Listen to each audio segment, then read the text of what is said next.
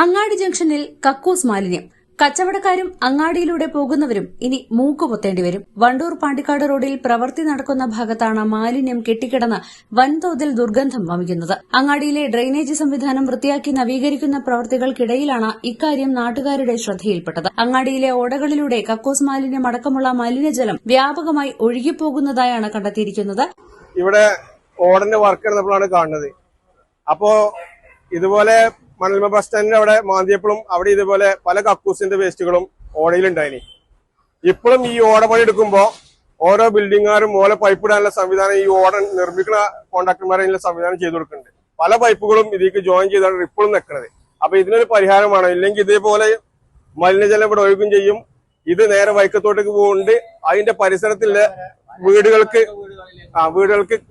കിണറിലേക്ക് ഇത് വരും.